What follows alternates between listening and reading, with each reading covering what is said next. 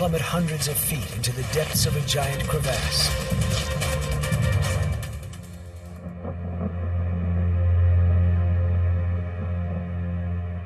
Some are injured, some are dead. And then it was quiet, and I put my head up, and there was no one there. Everyone was gone.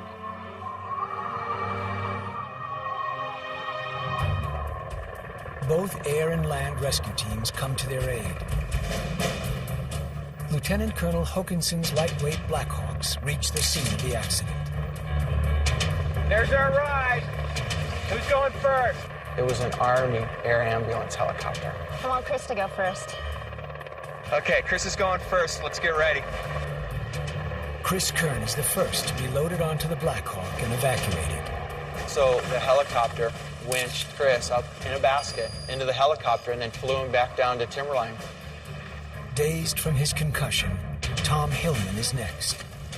His spirits were good, which made me nervous. He asked me about his friend, and I, at that point, didn't know who his friend was or what was wrong. You know, I wasn't sure who he was talking about, and I think he knew that he had died because when he said, "I think my friend's hurt." To me, there was an incredible sense of focus and peace at that point, because to me, I really had a sense, at least my experience, was that God was with me and that I wouldn't have to do this alone. Soon after Tom is taken off the mountain, another team joins the rescue effort. The heavier Air Force Pavehawk arrives. It's Jeremiah Moffat's turn to be lifted to safety. But Mount Hood has other plans. So I told Jeremiah, I'd see you at the hospital. I didn't know which one he was going to yet, and said our goodbyes. I was ready to get off the mountain. It was definitely a little nerve-wracking. You know, they're flying right over the top of you. The Pavehawk lowers a parajumper, a PJ, to Jeremiah. It was just picture-perfect, textbook delivery for the initial drop-off of the PJ with the litter. Jeff Pierce radios the pilot. Jeremiah is ready for pickup. And then... I saw it start to lift off, and so I was like, okay, good, he's on his way. And then the helicopter kind of veered funny. Suddenly, the wind shifts. Inside the cabin of the Pavehawk, Darren Shore and Andrew Canfield feel the helicopter shudder in the high altitude. Myself and Darren are in the door, waiting to accept the patient and assisting. And the cable gets to the PJ on the ground. He hooks in the patient, hooks himself in, and just as that happens, that's when you feel the helicopter lose lift, lose power. I don't know, maybe when an elevator first descends, you know, that's sort of a weightless. I look up at the helicopter and I see it getting lower. And I'm like, oh, this is really bad. As this actual footage shows, at altitudes of over 10,000 feet, the heavy Pavehawk struggles to hover in place. The helicopter begins spinning out of control. When the blades started snapping, I closed my eyes because I thought we were all going to get hit. We all ducked on the other side of the ridge as bits and pieces of carbon fiber rotor were flying all around. This is the mountain that my dad's ashes are on, the mountain that he took me up to climb as a teenager. And now here's this helicopter, this piece of mechanical equipment that is essentially crashing and disintegrating in front of me. And it's going ka-thump, ka-thump, ka-thump. It was calm and still for a second, and then that's when we started to roll. If you can imagine being in a giant tumble dryer, you know, you and a couple guys in a tumble dryer, and that's what it was like. Rolling down, bouncing off of every part of the helicopter. And I could feel it getting more and more violent, and we just kept rolling. And I thought, oh, geez, we're going all the way down. Suddenly, the force throws Andrew from the tumbling wreckage.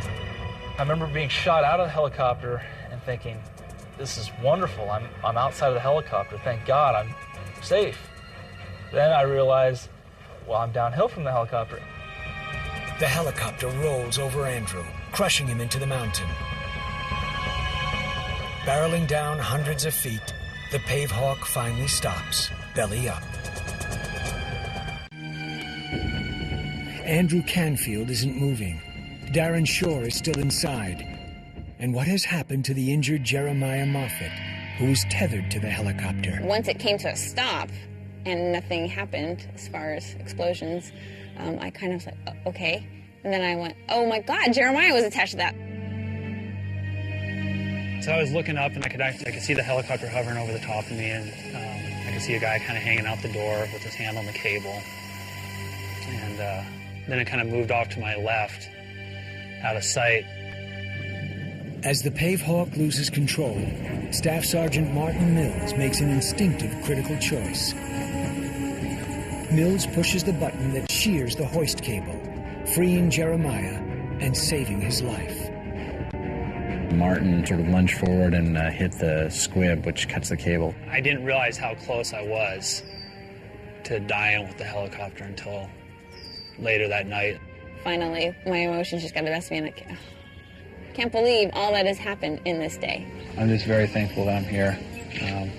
I don't think too many people go through 2 near-death experiences within a couple hours. And like I said, I don't know that it's actually quite hit me yet. Miraculously, Andrew Canfield has also dodged death, thanks to his crash helmet and soft snow, which cushioned his body as the chopper rolled over him. I'm sitting in the snow, thanking God that I'm still alive. Only his head and neck are singed from the helicopter's engines. Steve Rawlings from Portland Mountain Rescue sprints down to Andrew. The Pavehawk crew suffers no fatalities and few injuries. Moments later, one of Lieutenant Colonel Dan Hokinson's lightweight Blackhawks arrives to airlift Jeremiah and the crew of the shattered helicopter off the mountain. I guess it was about 15, 20 minutes from the crash to when I flew again. And it was a beautiful thing. With the assistance of local rescue workers, everyone else walks down the mountain.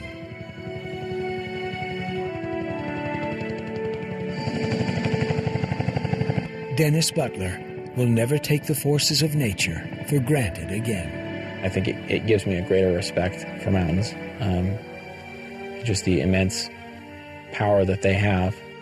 Jeremiah Moffett sees his own profession from a new perspective. You do this job where you're going on emergency calls all the time, and kind of gets to where you don't realize the impact you have on people. And to go through something like that and actually have had somebody save my life, I see now what it is. And Selena Maestas has a renewed appreciation of the sweetness and brevity of life. Life is short, you need to enjoy it, because you never know, you might be doing the thing that you love to do the most, and it could be the last day that you're here.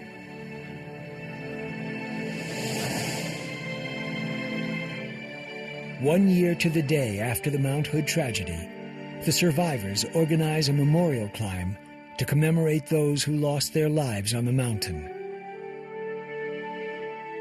This time, the group makes it to the summit. This program honors the memory of those who died on Mount Hood and celebrates the heroic efforts of the rescuers.